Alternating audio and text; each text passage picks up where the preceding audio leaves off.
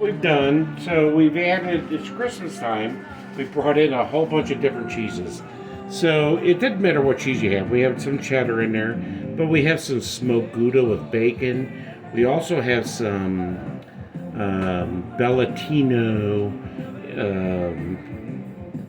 cheese that has a little bit of vinaigrette on there. So, and then we've added some milk and some chicken stock. So we're going to just melt this guy. Now, the thing is, the problem with this stuff is it likes to over boil. So we're just going to do 40 seconds. Oh, done.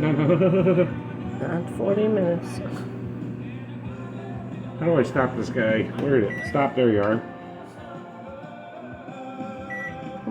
Alright. We're going to do just 40 seconds at a time. This way it doesn't overboil too much on us. So that's what we're doing.